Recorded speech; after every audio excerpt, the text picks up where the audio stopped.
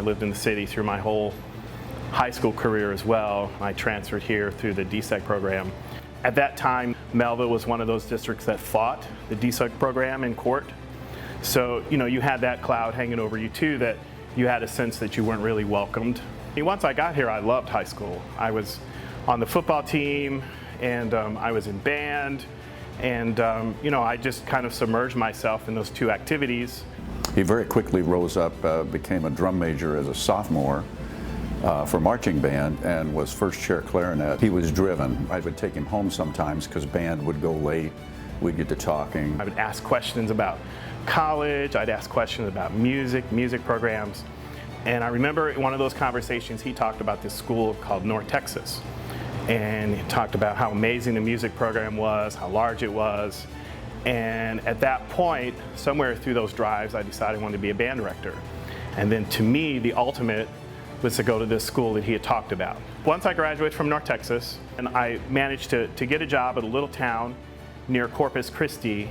I taught 1 year in Texas, and my high school band director, Don Kinnison, who I kept in contact with through all those years, had contacted me and said, if you would come back to St. Louis and work with me, be my assistant for 5 years, you could get the experience that you wanted, you could learn teaching in a large school, you could learn how to maneuver things, and what it would take to be a band. The marching band program, I wanted him to take that over. And he was chomping at the bit, he was ready. He began to take over more and more of the concert band as well. That 5 years that I had committed to doing ended up being 30. He had both feet on the ground running, and he did, and he took it to another level. Having his wife, Jennifer, in our feeder program. Tony's always felt like being a band director wasn't a job, it's like his calling. Like even as a college student, like he felt like this is what he was meant to do. And then, coming back to Mehlville, where he first fell in love with band, to teach here, it was like this huge sense of honor to him. He leads with like no fear. He's like, this is our goal, and whatever it takes, that's where we're going. This is where we're taking the kids. Like, this is what is best for kids. When the kids come into our band program, we want them to have the same joy and the same enthusiasm, the same energy that we felt as students. We're starting on like second generation of families. The parents that we have now were like students of Tony's when he first came. I first met Tony as a freshman in high school. I'm in a unique position right now to watch my children go through the band program that I went through in high school.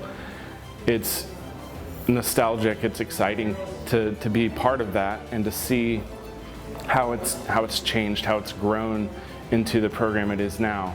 He sculpts their pathway forward and teaches them not just music, not just marching or concert season. He teaches them really to work together and to be part of something that's bigger than who they are individually. I look back at my time as a student here, I look back at my time as a teacher here.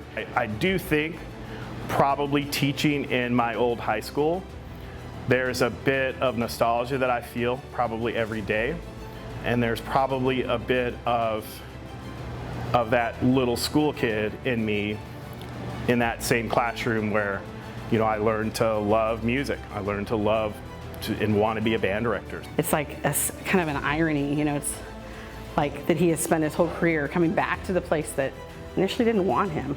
The one thing that I can tell you from inside the trenches at Mehlville High School, as a student, as a teacher, Mehlville can give you everything that you want.